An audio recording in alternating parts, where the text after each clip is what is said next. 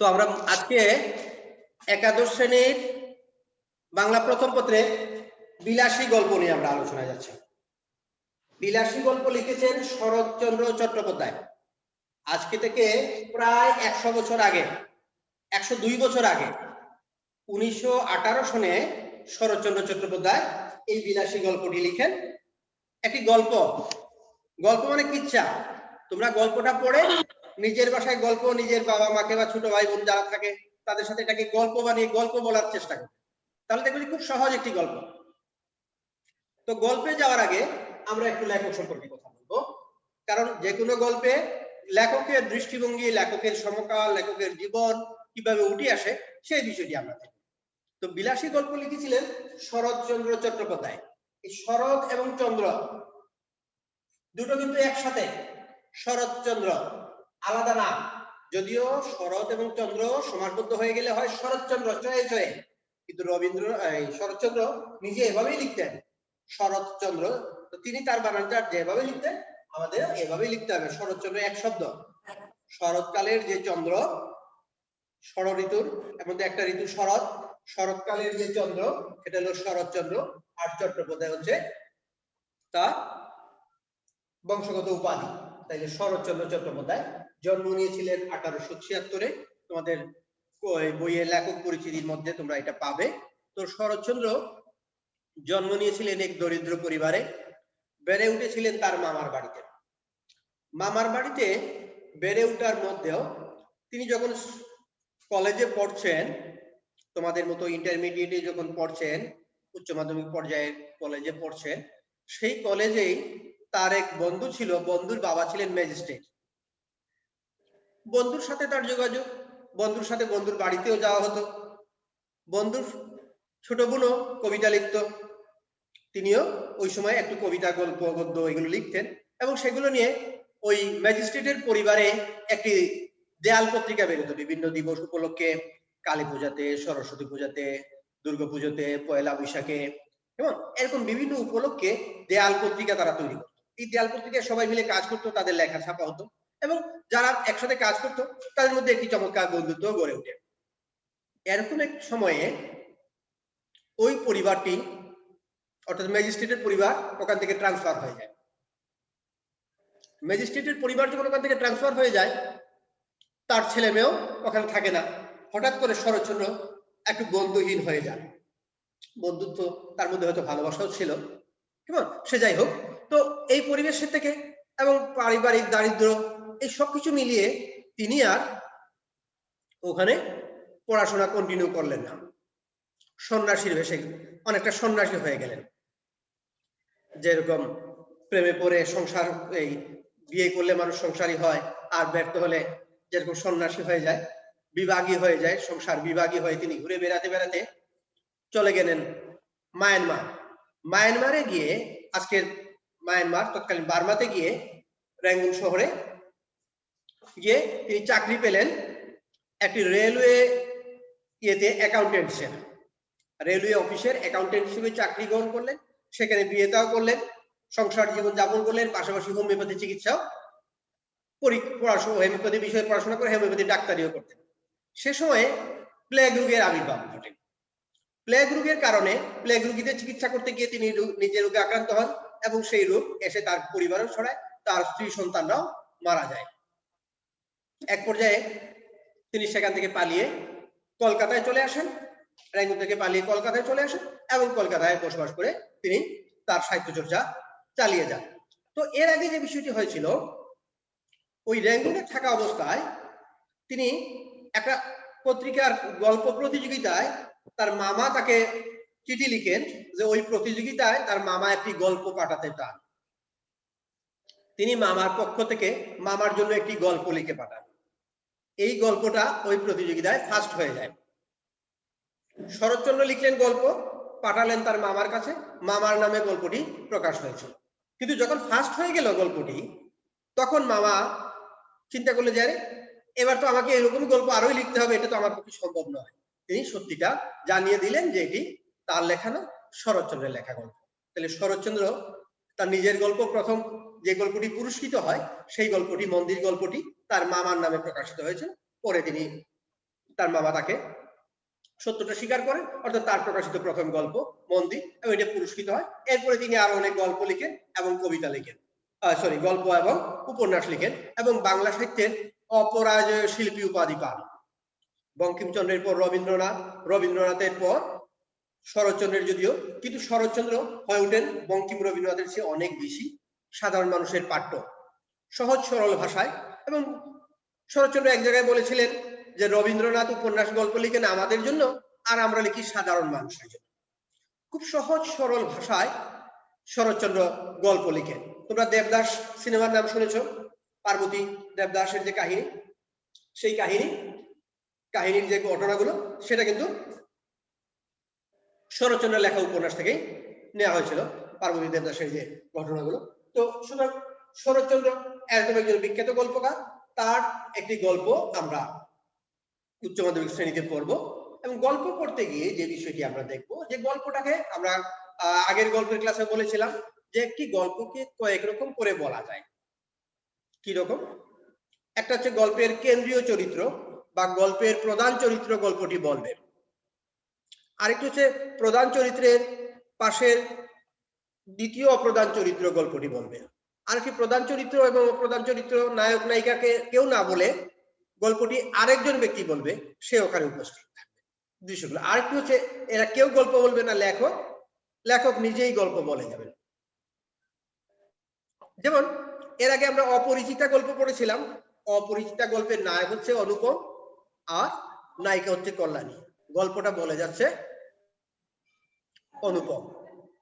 এই গল্পে এসে আমরা দেখছি এই গল্পের নায়ক হচ্ছে নায়িকা হৈমন্তী বিলাসী, নায়ক হচ্ছে মৃত্যুঞ্জয়, কিন্তু মৃত্যুঞ্জয় বা বিলাসী কেউ গল্প বলছে না, গল্প বলছে মৃত্যুঞ্জয়ের আরেক বন্ধু। অর্থাৎ বন্ধু যে জায়গাগুলোতে উপস্থিত সে প্রত্যক্ষ দেখেছে ঘটনাগুলো, তাই সে গল্পগুলো বলে যেতে পারছে। এভাবে করে গল্পগুলো বলা হচ্ছে। এক আরেকটি বিষয় হচ্ছে বিলাসী গল্প পাঠ করতে গিয়ে তোমাদের প্রথম পৃষ্ঠা এবং দ্বিতীয় পৃষ্ঠা একটু কঠিন মনে হবে। প্রথম দুটো পৃষ্ঠা বেশ একটু কঠিন মনে হবে, এরপর থেকে কিন্তু গল্পটি সহজ হয়ে যাবে। এখন কেন কঠিন মনে হবে? কঠিন মনে হওয়ার কারণ হচ্ছে এই যে যাদেরকে নিয়ে আমরা গল্প লিখবো তারা কোন অবস্থায় বড় হয়েছে, কেমন তাদের যে ব্যাকগ্রাউন্ড, এই ব্যাকগ্রাউন্ড চিত্র যদি আমরা দেখি তাহলে গল্পটা কঠিন মনে হবে। আমরা যে বাড়িতে থাকি, যে ঘরে থাকি, সেই ঘর তৈরি করার আগে যদি প্রাথমিক অবস্থায় গিয়ে আমরা জায়গাটা দেখি যে মাটি খনন করে করে পিলার বসানো হচ্ছে, নিচে ট্যাঙ্কি করা হচ্ছে, এইটার মধ্যে আবার মানুষ কেমনে থাকবে আমাদের কাছে খুব কঠিন মনে হবে। ওটা হচ্ছে পশ্চাৎপট, ভিত্তিভূমি। ঠিক একইভাবে একটি পটে যদি তুমি একটি গ্রামের মেয়ের ছবি আঁকতে যাও, তো প্রথমে কি করবেন? একটা পটভূমি তৈরি করবেন, ওখানে গ্রামের রং দিবেন, গ্রামের খড়ের গা দিয়ে আঁকবেন, ধানের মাঠ আঁকবেন, তার বা একটা নদীর দৃশ্য দিবেন, তার পাশে হয়তো একটি ছেলে বা মেয়ের ছবি আমরা দেব। তাহলে ওই ছেলে বা মেয়ের ছবি দেওয়ার আগে আমাদের ওই দৃশ্যগুলো আগে আমাদের দিতে হয়। ঠিক একইভাবে এই গল্পের এই চরিত্রগুলোর আচরণ, কথাবার্তাগুলো বোঝানোর জন্য তাদের পাশে তারা কেন এরকম করে কথা বলছে, তাদের অবস্থাটা কি, এইটা বোঝানোর জন্য লেখক প্রথম প্রায় 2 পৃষ্ঠা ব্যয় করে দিয়েছে। এই অংশটা তোমাদের পড়লে একটু কঠিন লাগবে, কেমন, কিন্তু এর পরের অংশটি বুঝতে তোমাদের কাছে খুব কঠিন মনে হবে না। এখন দেখো, এখন গল্পের এই অংশে তিনি কি ব্যাখ্যা করেছেন, যে আগের দিনের গ্রামের মানুষগুলো লেখাপড়া করত কিভাবে, লেখাপড়া করতো।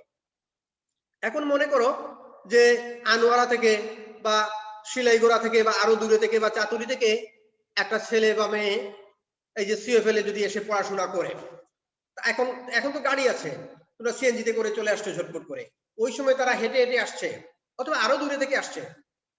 এই যে আসা যাওয়ার পর, তাহলে যে বাচ্চাগুলো অনেক দূরে থেকে আসে, আসতে যেতে 2 ক্রুশ মানে 4 মাইল 5 মাইলের চেয়ে আরো বেশি, তাহলে 5-7 মাইল দূরে থেকে একটা স্কুলে এসে পড়াশোনা করার জন্য ছেলেরা যখন মেয়েরা তো আসছেই না, এবং ছেলেরা যখন আসছে অনেক দূর পথ হেঁটে যখন আসছে, আসার সময় তাদের গল্পের বিষয়টা কি?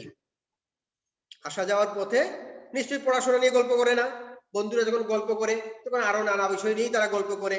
আসার সময় তারা গল্প করে ওই আসার পথের পাশে কার বাড়ির কোন কলা গাছ কলা পেকে গেছে, কোন আনারস কয়েকদিন পরেই পেকে যাবে, মালিক পেরে নিতে পারে, সুতরাং পেরে নেওয়ার আগে ওটা কিভাবে পেরে নিয়ে খেতে হবে। যাওয়ার পথেই তারা ওইসব বিষয় নিয়ে গল্প করে। কেমন এরকম কষ্ট করে যখন তারা আসা যাওয়া করে পড়াশোনা করে আসে এবং যায়, এই যাওয়ার পর তারা পড়তে যখন বসে তখন বিদ্যার দেবী সরস্বতী তাদের বর দেবেন কি, তিনি তাদের কষ্ট দেখে কোথায় লুকাবেন ভেবে পান না। অর্থাৎ কি, তাদের এরপর তারা যখন পড়ার টেবিলে বসে তারা পড়বে কি, তাদের ঝিমুনি আসে, তারা ঘুমিয়ে পড়ে। সুতরাং সৃষ্টিকর্তা বা আল্লাহ তাদেরকে দোয়া করতে পারেন না, অর্থাৎ পড়াশোনায় তাদের মন বসে না। এরকম করেই তারা পড়াশোনা শিখে, অর্থাৎ আসলে পাঠ্য বই কিছুই পড়ে না। কারণ এত ক্লান্ত হয়ে যখন স্কুলে বা কলেজে যায় তো ক্লাসরুমে গিয়েও তারা ঝিমিয়ে পড়ে। আবার যখন দীর্ঘ পথ হেঁটে বাড়িতে আসে তখনও তারা ক্লান্ত হয়ে যায় এবং পড়তে বসে পড়তে পারে না। এর বিপরীত যাদের ছেলে মেয়েদেরকে লেখাপড়া করার জন্য শহরে নিয়ে যান, তারা একবার শহরে যখন যান, শহরের জীবনযাপন অভ্যস্ততায় তারা এমন অভ্যস্ত হয়ে যান যে তাদের পক্ষে আর গ্রামে ফিরে আসা সম্ভব হয় না। তাহলে গ্রামে থাকে কোন ধরনের মানুষ? অধিকাংশ ক্ষেত্রে এই 200 বছর 100 বছর আগের কথা বলছি, অপ্রিয় হলেও সত্যি কথা, বর্তমানের গ্রামের অবস্থাও সেই একই রকমই রয়ে গিয়েছে। আমরা উন্নয়নের নামে উন্নয়নের জোয়ারের কথা বলছি, কিন্তু উন্নয়ন গ্রাম সমাজে যে মানসিক উন্নয়ন বা শিক্ষার যে উন্নয়ন সেটা কিন্তু এখনো সেরকম ভাবে হয়নি। হ্যাঁ, এখন গ্রামে অনেক ডিগ্রি ওয়ালার লোক পাওয়া যায়, বিএ পাস এমএ পাস অনেক লোক আছেন, কিন্তু শিক্ষার যে মানসিক বিকাশ, যে বিকশিত হওয়ার যে বিষয়, মানসিক বিকশিত মানুষের মানবিক যে বিকাশ, সেই বিষয়টি আমরা এখনো ওভাবে ঘটাতে পারছি না। সুতরাং তাদের যেহেতু বিদ্যা এরকম, পরীক্ষার রেজাল্ট যখন হয় তখন রেজাল্ট ভালো হয় না, সুতরাং তারা একবারও তাদের নিজেদের দোষ দেখে না। তারা বলে ওরকম একটা বিশ্রী স্কুলে ভর্তি হওয়া না হওয়াই ভালো, ওইরকম স্কুল ত্যাগ করাই ভালো, অথবা যে মাস্টার মশাই ফেল করিয়েছেন তাকে ঠেঙানো দরকার। এটা হচ্ছে তাদের আলোচ্য বিষয়। তাহলে এই ছাত্রদের এই যে মানসিকতা কাদের? যারা পড়াশোনা করেনি, স্কুলে গিয়েছে, আসছে, পাশ করেছে, কিন্তু পড়াশোনা না করেই কেমন স্কুলে আসা যাওয়াই করেছে মাত্র, তারাই বলতে পারে যে যে শিক্ষক ফেল করিয়েছেন ওই শিক্ষককে ঠেঙানো দরকার। ওরকম মানুষই গ্রামে বসবাস করেছে কেমন। আর যারা পড়াশোনায় ভালো, তারা ভালো শহরে চলে গিয়েছে, এবং শহরে যখন চলে গেছে তাদের আর গ্রামে আসার চিন্তা তাদের মধ্যে কাজ করেনি। এরকম একটা পরিবেশে বেড়ে উঠে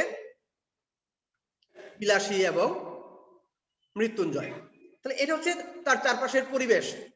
যারা পড়াশোনা না করেও শিক্ষার সার্টিফিকেট পান, স্কুলে যান, বলে ওরকম কত মাস্টার মশাই দেখেছি, ওরকম কত স্কুল দেখেছি, এরকম কথা যারা বলেন, এরকম মানুষের মধ্যেই বসবাস করছে তারা। সুতরাং তাদের আচরণ, তাদের বৈশিষ্ট্য কেমন হবে এটা আমরা সহজে অনুমান করতে পারি। তো এই বৈশিষ্ট্য না বুঝলে কিন্তু আমরা বিলাসী আত্মীয় স্বজন, বিলাসীর পরিবেশ, বিলাসীর খুঁড়ো কেন এরকম আচরণ করছেন, মৃত্যুঞ্জয়ের খুঁড়ো কেন এরকম আচরণ করছেন, সেই বিষয়টি আমাদের পক্ষে বোঝা সম্ভব হবে না। কেমন? তাহলে গ্রামের এই পরিবেশটাকে আমাদের ভালো করে বুঝতে হবে।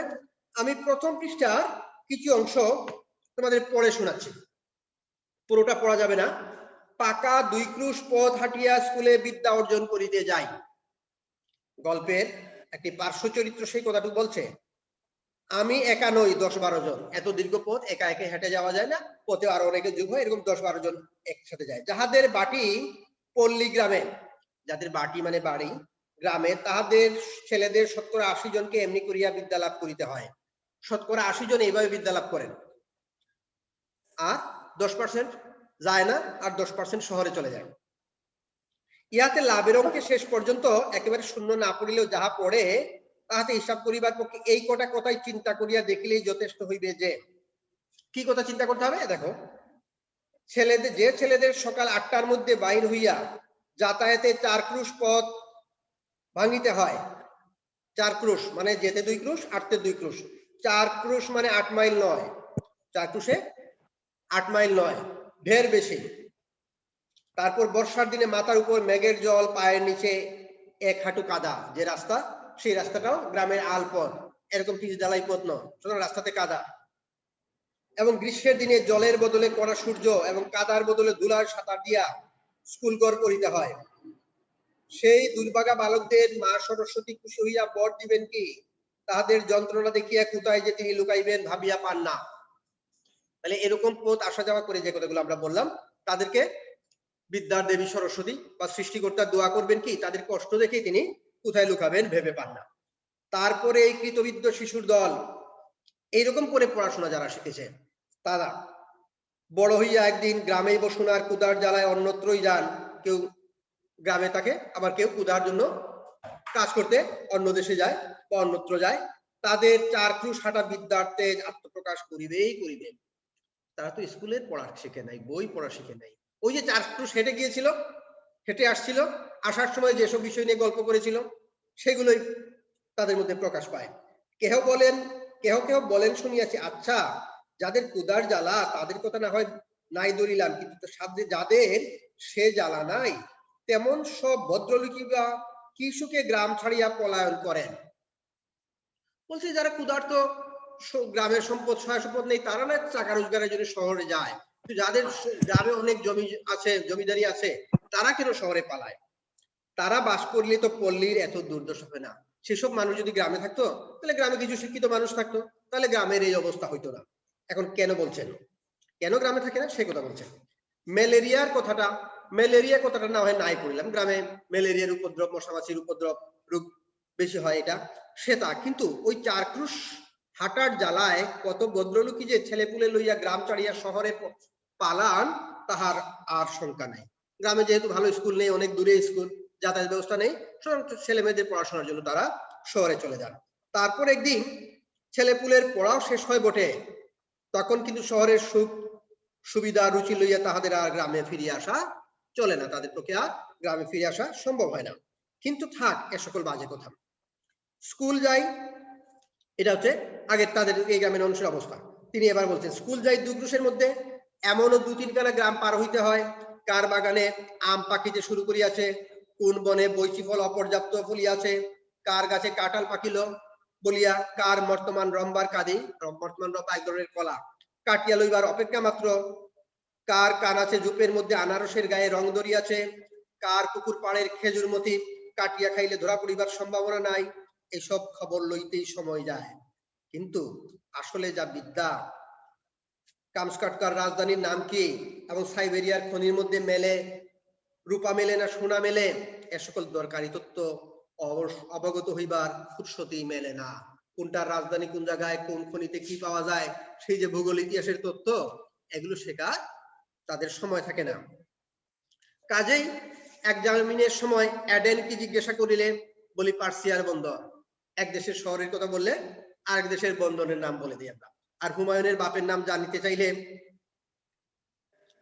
লিখিয়ে দিয়ে আসি তুগলক খা। বাবরের পুত্র হুমায়ুন, হুমায়ুনের বাপের নাম লিখতে গিয়ে ভুল করে আরেকটা লিখে দিয়ে আসি। আজ 40-এর কোটা পার হইয়াও দেখি বয়স, এখন তিনি যখন গল্প লিখছেন তখন তার বয়স 40-এর কোটাও পার হইয়া দেখি অসকল বিষয়ে ধারণা প্রায় একই রকম আছে। অর্থাৎ তখন তো শিখেননি, পরেও আর পড়াশোনা করে এইসব বিষয়ের জ্ঞান অর্জন করেননি। কোন দেশের রাজধানী কোথায় এটা না জানলে আমরা স্বাভাবিক খবর পড়লেই আমরা ঢাকার ঘোষণা মানে কি বাংলাদেশের ঘোষণা, হ্যাঁ কেমন দিল্লি বলেছে মানে দিল্লির সাথে ঢাকার সম্পর্ক মানে ভারতের সাথে বাংলাদেশ। রাজধানীর নাম যদি আমরা না জানি, সুতরাং তোমাদের অবশ্যই সাধারণ জ্ঞানের জন্য দেশের নাম এবং রাজধানীর নামগুলো তোমাদের শিখতে হয় প্রতিযোগিতামূলক পরীক্ষা, এবং এখন থেকে এই কাজগুলো তোমরা করবে আশা করি। তো তাদের এই জ্ঞানটুকু নাই। তারপরে প্রমোশনের দিন মুখ ভার করিয়া বাড়ি ফিরিয়ে আসি। প্রমোশনের দিন যখন প্রমোশন রেজাল্ট হয়, রেজাল্টের দিন মন খারাপ করে বাড়িতে আসে। কখনো বা দল বাঁধিয়া মতলব করি, দল বেঁধে সবাই যারা ফেল করেছে তারা মতলব করে কি মাস্টারকে ঠেঙ্গানো উচিত। কখনো বা ঠিক করি অমন বিশ্রী স্কুল ছাড়িয়া দেওয়াই কর্তব্য। যে যে স্কুলে এত ছাত্রকে ফেল করায়, আমরা ফেল করি নাই, ছাত্ররা ফেল করেনি, শিক্ষক এবং স্কুল ফেল করিয়েছে, সুতরাং এরকম স্কুল ছাড়িয়ে দেওয়াই কর্তব্য। আমাদের গ্রামের একটি ছেলের সঙ্গে মাঝে মাঝে স্কুলে দেখা হইতো, তাহার নাম মৃত্যুঞ্জয়। এবার গল্পের নায়কের বর্ণনায় আমরা যাচ্ছি, কিন্তু গল্পের নাম কিন্তু নায়কের নাম দিয়ে নয়, এখানেও নায়িকার নাম দিয়ে নাম। আমাদের চেয়ে সে বয়সে অনেক বড়, 3rd ক্লাসে পড়িত। 3rd ক্লাস আগে উপর দিক থেকে গণনা করা হতো। 1st ক্লাস হচ্ছে এইচএসসি, 2nd ক্লাস হচ্ছে এসএসসি এবং 3rd ক্লাস হচ্ছে ক্লাস 8। 3rd ক্লাসে পড়িত। কবে সে প্রথম থার্ড ক্লাসে উঠিয়েছিল এ খবর আমরা কেউ জানিতাম না। সম্ভবত তাহা প্রত্নতাত্ত্বিকের গবেষণার বিষয়। আমরা কিন্তু তাহার ওই থার্ড ক্লাসটাই চিরদিন দেখিয়ে আসেছি। দীর্ঘদিন থেকেই সে থার্ড ক্লাসে পড়ছে, প্রমোশন পাচ্ছে না বা পড়াশোনা করছে না। যেহেতু পড়াশোনা ভালো করে করছে না, স্কুলে মাঝে মধ্যে যাচ্ছে আসছে, আসা যাওয়ার পথে কি বিষয়ক আলোচনা হয় সেটাও আমরা দেখছি। তো সুতরাং সে দীর্ঘদিন থেকেই থার্ড ক্লাসে পড়ছে। তার ফোর্থ ক্লাসে পড়ার ইতিহাসও কখনো শুনি নাই, সেকেন্ড ক্লাসে উঠিবার খবরও কখনো পাই নাই। তাহলে মৃত্যুঞ্জয় কখন যে ফোর্থ ক্লাসে পড়েছে সেই খবরও গল্পের বক্তার জানা নেই, এবং সে কখন সেকেন্ড ক্লাসে উঠবে সে খবরও কখনো পাই নাই। মৃত্যুঞ্জয়ের বাপ মা ভাই বোন কেহই ছিল না, ছিল শুধু গ্রামের এক প্রান্তে একটা প্রকাণ্ড আম কাঁঠালের বাগান, আর তার মধ্যে একটা প্রকাণ্ড পুরো বাড়ি। পুরো বাড়ি মানে পরিত্যক্ত বাড়ি, পুড়ে যাওয়া বাড়ি নয়। আর পরিত্যক্ত মানুষ যখন ছেড়ে যায় তখন বাড়িটাকে পুরো বাড়ি বলা হয়। এরকম একটা তার বাড়ি ছিল। আর ছিল এক জ্ঞাতি খুড়া। জ্ঞাতি মানে আত্মীয়তার সম্পর্কিত চাচা। জ্ঞাতি খুড়া আপন চাচা বা আপন খুড়ো নয়, জ্ঞাতি খুড়া ছিল। খুড়ার কাজ ছিল ভাইপুর নামে নানাবিধ দুর্নাম রটনা করা। সে গাঁজা খায়, সে গুলি খায়, এমনকি এমন আরো কত কি। তার আরেকটা কাজ ছিল বলিয়া বেড়ানো। ওই বাগানের অর্ধেকটা তার নিজের অংশ, নালিশ করিয়া দখল করিবার অপেক্ষা মাত্র। অবশ্য দখল একদিন তিনি পাইয়াছিলেন বটে, কিন্তু সে জেলা আদালতে নালিশ করিয়া নয়, ওপরের আদালতের হুকুমে। কিন্তু সে কথা পরে হইবে। তাহলে এই বাগানটা তিনি জ্ঞাতি খুড়া কি করতেন, সবসময় তার ওই ভাতিজার নামে দুর্নাম করে বেড়াতেন। আর কি করতেন, তিনি সবাইকে বলে বেড়াতেন যে ওর যে বাগান বাড়িটা ওটার অর্ধেক তার, তিনি আদালতে নালিশ করলেই পেয়ে যাবেন। কিন্তু তিনি আদালতের নালিশ করতে হয় নাই, উপরের আদালতে অর্থাৎ মৃত্যুঞ্জয়ের মৃত্যুকে জয় করতে পারেনি। সে মৃত্যু বরণ করে এবং মৃত্যু বরণ করার পর এই সম্পত্তির মালিক কিন্তু হয়েছিলেন। সে কথা পরে আমরা যাবো। কেমন এইভাবে তিনি গল্পের কাঠামো শুরু করেছেন। এরপরে আমরা দেখবো যে এর পরের অংশটা কিন্তু আর কঠিন নয়। এর পরের অংশ তোমরা খুব সহজেই গল্প পড়েই তোমরা গল্পটি বুঝতে পারবে। এবার মৃত্যুঞ্জয় কি করলো, মৃত্যুঞ্জয় একা থাকে, বাবা মা নেই, তার সম্পত্তি আছে, সে মানুষকে দান করে তার মহৎ কিছু গুণাবলী আমরা এখানে পাচ্ছি। যে দরিদ্র, টাকা না থাকলে কাউকে টাকা দিচ্ছে, সবাইকে খাওয়া দাওয়া করাচ্ছে, কারো বই না থাকলে নিজে বই কিনে দিচ্ছে, কাপড় কিনে দিচ্ছে। এই যে একটি উদার মানবিক চরিত্রের ব্যক্তি মৃত্যুঞ্জয়। যেহেতু সে উদার মানবিক চরিত্রের, তার মানবিক বৈশিষ্ট্য আছে, মানুষ মাত্রই প্রেমও থাকবে, মানুষের মধ্যেই প্রেম থাকবে। কেমন, তো সেই দৈত্য বা দানবের মধ্যে বা মেশিনের মধ্যে প্রেম থাকবে না। সুতরাং সে প্রেমে পড়ে এবং প্রেম করে এক সাপুড়ে মেয়েকে। বাংলা সিনেমায় যে বেদিনী বা বেদিনী যে সাপুড়ের যে কাহিনী, সেটা আরো আগে থেকেই মধ্যযুগ থেকেই জনপ্রিয়। বিলাসী গল্পে শরৎচন্দ্র সেই চরিত্রটাকে নিয়ে আসলেন, যে বিলাসী নামক এক সাপুড়ে মেয়েকে সে ভালোবাসে।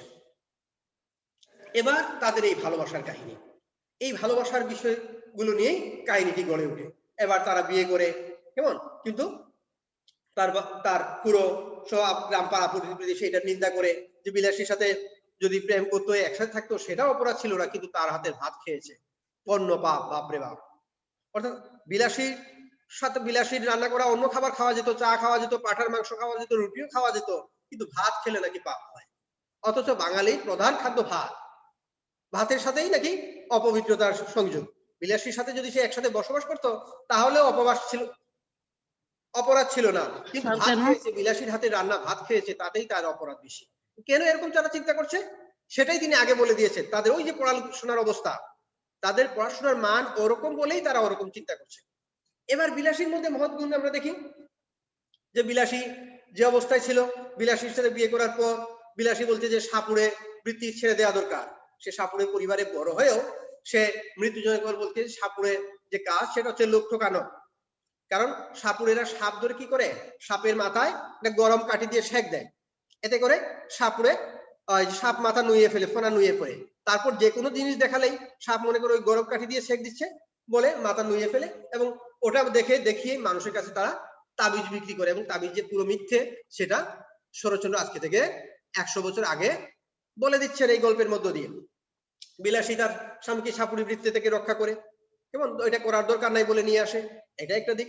আরেকটা দিক হচ্ছে যে মৃত্যুঞ্জয় যখন তার যে নেড়া যখন এই গল্পের কথক যখন তাকে দেখা করতে যাচ্ছে, গোপনে তাদের সাথে দেখা করতে যাচ্ছে, তখন বিলাসী তাকে আবার রাস্তা এগিয়ে দিয়ে আসছে, একটি মেয়ে হয়ে গ্রামের পথ দিয়ে, অন্ধকার পথ দিয়ে তাকে এগিয়ে দিয়ে যাচ্ছে।